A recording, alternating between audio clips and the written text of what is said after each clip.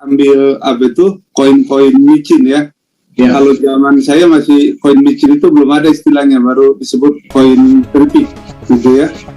Namanya dulu koin keripik. Koin keripik, koin kaleng-kaleng gitu.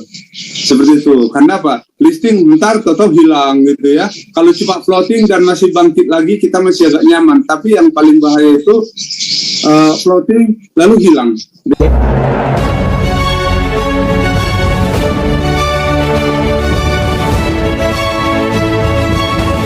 Kalau kita ngomong pengalaman tentang Bitcoin, Pak Rindu ini punya pengalaman yang jauh lebih, menurut saya sangat luar biasa tentang Bitcoin. Nah, mungkin Pak Rindu boleh tolong diceritakan, Pak, bagaimana pengalamannya sebelum bertemu dengan Nagaya dan apa yang membuat Nagaya itu menjadi seperti primadona gitu loh sekarang. Oke. Terima kasih. Saya mengenal kripto sebenarnya sudah sangat-sangat lama ya, tepatnya 2009 ketika Bitcoin rilis pertama kali. Pada saat itu sebenarnya bukan lagi barang baru buat saya, karena kebetulan tahun-tahun 2009 saya tinggal di Jepang, tepatnya di kota Nagoya ya. Jadi di kota namanya Nagoya? Nagoya. Oke. 11-12 lah, beda-beda tipis ya sama Nagaya. Ya. Kita suka dibilang seperti ini, Pak. Saya mau beli Nagoya dong. Saya bilang, kalau Nagoya belum saya beli, Pak. Kalau Nagaya, nah bisa saya kasih tahu gimana caranya. Iya, betul. Ya, silakan Pak Rindu. Oke, jadi waktu itu di Jepang, ketika Nagaya mulai rilis, sangat diterima luas di sana. Usut punya usut ternyata faktor etnis, karena penemu Bitcoin itu ngakunya namanya Satoshi Nakamoto, walaupun sampai hari ini kebenarannya kita nggak tahu ya, karena apakah itu nama perorangan, apakah itu nama lembaga. Yang pasti Satoshi Nakamoto bukan nama orang Jawa, bukan nama orang Bali, bukan nama orang Sunda, ya kan? Semua kita langsung identik berpikir bahwa ini orang Jepang kan gitu ya. Oke. Nah, pada saat itu awal-awal Bitcoin masih sangat murah dan banyak digunakan untuk alat bayar, itu main game online. Kalau di Indonesia dulu jual belinya itu belum ada exchanger. Setahu saya dulu di Kaskus ya, seperti itu. Ya. Nah, itu waktu itu ketika main game online beli juga Bitcoin, tapi saya tidak tahu jumlahnya persisnya berapa, tapi saya kira lumayan banyak, karena untuk membeli dengan uang 1 juta rupiah itu buat saya dulu itu termasuk sangat terjangkau ya, sangat terjangkau, karena dengan income di sana itu bukan hal yang mahal lah kalau membeli sesuatu dengan harga 1 juta. Terus di televisi Jepang waktu itu banyak sekali semacam wawancara tentang prediksi Bitcoin di masa mendatang. Nah, bicara wawancara kan selalu ada yang pro, ada yang kontra. Dan saya lebih setuju pada waktu itu sama yang kontra. Katanya bahwa kalau Anda tahu yang namanya sabun ditiup lalu meletus, begitulah Bitcoin gambarannya, kata yang kontra gitu. Padahal yang pro selalu berusaha meyakinkan bahwa perubahan tidak bisa dilawan. Kalau kamu tidak mau berubah, maka perubahan akan menggilas Anda gitu ya. Jadi saya kecenderungan ke arah yang negatif, nggak percaya gitu ya. Nah, akhirnya setelah pulang dari Jepang, yang namanya apa itu komputer saya kebetulan itu kalau main game dulu saya simpan di PC ya. Saya buang, dan di Jepang itu memang kalau kita pindah apartemen harus dibuang semua barangnya ya. Dan yang namanya password dan lain sebagainya udah kelupaan. Berarti memang tradisi di sana seperti itu ya, Pak Rindu ya? Oh iya, seperti itu. Karena orang Jepang itu sampah itu tidak bisa, pokoknya mau keadaannya bagus atau apa dibuang aja, pokoknya digiling gitu ya. Terus sampai saya di Indonesia, saya langsung potong cerita saja.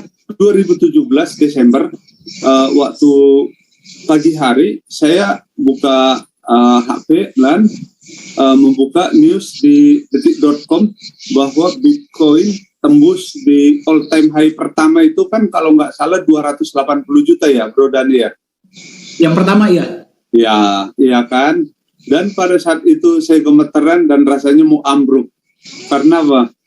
Saya tahu barang ini pernah saya pegang gitu loh.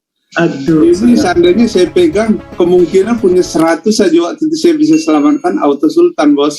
Iya kan? Iya, apalagi harga sekarang ya. Iya. Seperti itu. Jadi akhirnya kejadian itu membuat saya percaya bahwa kripto ini sesuatu hal yang harus dipelajari gitu ya. Akhirnya saya belajar kripto, sayangnya saya salah belajar karena saya belajar kripto itu melalui jalur trading, ya kan? Kita tahu yang namanya trading itu menang 100 kali, dihapus kekalahan 1 kali. Percaya atau tidak percaya, yang senyum-senyum ini berarti pelaku utama ini, ya kan? Siapa yang lagi nyengir-nyengir nih? Oh banyak Pak. Banyak ya, iya. Jadi itulah yang saya alami.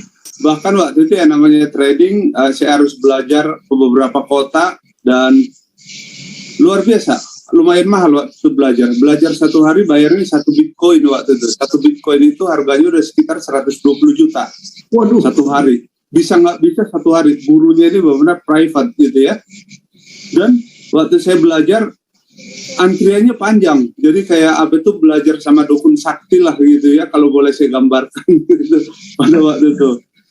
Oke, dan saya masih ingat saya punya guru waktu itu di Bandung, anak muda mahasiswa punya 600 Bitcoin. Waduh, waktu itu saya screenshotnya itu saya udah nggak ada. Jadi kalau saya hitung dengan harga Bitcoin hari ini, wah itu luar biasa itu. Padahal masih anak muda ya, seperti itu. Jadi ya, singkat cerita. Akhirnya saya merasa capek juga belajar kripto ini karena jalur trading ternyata sama saja, yang namanya trading ya mental judi ya, menang penasaran, kalah ya sama, artinya risikonya mau menang mau kalah tetap jiwa kita nggak enak lah pokoknya gitu ya. Yang terjadi ketika menang taruhan kita tambah, ya kan, makin berani ambil posisi, tapi sekali floating udah langsung urat leher ini langsung tegang gitu ya, tidur pun udah nggak nyaman gitu ya, karena khawatir ini masih balik nggak ini. Karena waktu itu saya sering kali ambil koin-koin micin ya. Kalau zaman saya masih koin micin itu belum ada istilahnya, baru disebut koin keripik gitu ya. Namanya dulu koin keripik. Koin keripik, koin kaleng-kaleng gitu. Seperti itu. Karena apa? Listing bentar atau hilang gitu ya. Kalau cuma floating dan masih bangkit lagi, kita masih agak nyaman. Tapi yang paling bahaya itu floating lalu hilang delisting gitu ya. Seperti itu. Jadi di tengah perjalanan seperti itu mulai hopeless terhadap yang namanya kripto. Tiba-tiba ada teman saya cerita sekilas tentang Nagaya. Seperti itu ya. Dan saya langsung diajak untuk ketemu sama Pak John. Nah, singkat cerita kami ketemu di daerah Central Park waktu itu. Pak John datang dengan Mami Siska ya, dan sambil makan malam kami banyak cerita sana sini, dan pengalaman saya tentang kripto membuat saya mudah saja untuk bertanya apa saja yang penting tentang kripto ini gitu ya. Dan ketika beliau sampaikan tentang adanya backup gitu ya, saya sangat happy ya, dan sangat interest. Karena apa?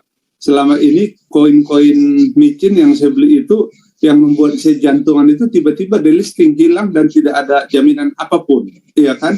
Ya. Jadi Bro Dani bisa melihat lah, kekhawatiran saya di sini hampir 90% sudah tercover gitu. Karena kalaupun kenapa-napa, manajemen resikonya sudah ada 50%. Kalau untuk bicara seperti tadi Pak Alfian, nah beliau join setelah Nagaya menunjukkan diri bahwa sudah ada proyek, ada apa gitu.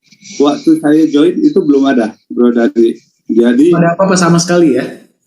Daya tarik saya hanya salah satunya itu, ada backup emas, dan yang kedua saya juga bersyukur teman-teman holder bahwa saya ketemu langsung dengan owner, dan ketika owner menjelaskan tentang Nagaya mulai dari A sampai Z sampai gerakan cara dia ngomong, bahasa tubuhnya saya perhatikan. Dan saya kesimpulannya feel-nya dapat gitu ya. Saya melihat bahwa orang yang di depan saya ini adalah orang yang jujur, punya komitmen yang bagus di masa mendatang. Karena menurut saya bisnis ketika sekali kita tahu dibangun di atas kebohongan, selesai Bapak Ibu. Ya. Karena untuk menutupi satu kebohongan Anda butuh 1.000.000 kebohongan. Itu yang saya tahu gitu ya.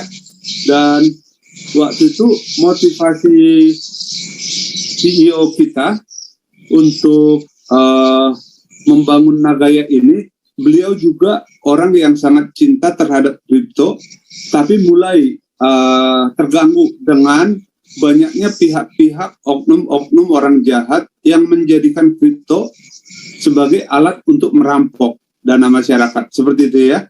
Ya. Saya nggak perlu sebutkan satu-satu, ada banyak di luar sana kripto yang seperti itu melakukan pengumpulan dana, tapi tujuannya sebenarnya untuk memperkaya diri dan merampok. Nah, salah satu yang menarik juga, saya sangat kagum di Nagaya ini karena apa?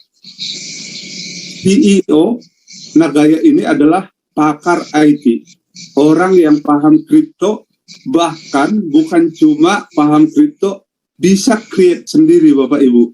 Jadi ini yang sangat luar biasa. Nagaya ini di-create langsung sama Pak John. Kalau boleh saya bilang, ini 11-12 berarti sama Satoshi Nakamoto, penemu Bitcoin. Ya dong? Karena di luar sana, teman-teman holder, umumnya yang namanya owner coin atau token itu dengan IT itu orang yang berbeda. Ya. Akibatnya ketika koin atau token ini mulai dibangun dan harganya mulai naik, yang terjadi apa? Antara IT dan CEO manajemen ribut. IT biasanya nuntut naikin gaji dan lain sebagainya, pembagian profit sharing yang lebih tinggi. Akibatnya apa? Karena tuntutan nggak dikasih, terjadi kebocoran di sana sini. Nah, kalau menurut saya Nagaya ini makin sempurna karena apa? Owner kita itu bukan cuma sekedar CEO, tapi beliau kreator, beliau orang cerdas, beliau orang IT, dan semua tim yang ada di belakang beliau itu adalah orang-orang beliau yang memang sudah belasan tahun mereka satu tim. Jadi sangat solid. Dan ini saya kira fondasi yang sangat bagus Bapak Ibu untuk di satu perusahaan. Ketika solid, semua tantangan bisa dihadapi. Seperti itu, Bro Dani. Luar biasa. Terima kasih banyak Pak Rindu ya. Jadi sudah pernah mendengar Bitcoin ketika masih murah, harus dimusnahkan komputernya pada saat itu sih mungkin nggak bodoh pusing-pusing amat ya, paling murah ya. Tapi pas 2017 harga Bitcoin mencapai all time high pertama itu 100 juta lebih. Wah, itu gimana tuh Bro, kalau boleh tahu Bro rasanya Bro? Waduh, itu sukses yang pertama ya Bro ya. Tapi saya percaya di Nagaya itu akan terbayar Bro. Amin. Ya, jadi bagi Anda juga yang memegang Nagaya, yang mudah-mudahan doa beliau ini juga untuk Anda. Ya, jadi Anda pernah ketinggalan keretanya Bitcoin atau koin-koin lain, di Nagaya lah kesempatan kedua Anda. Amin ya.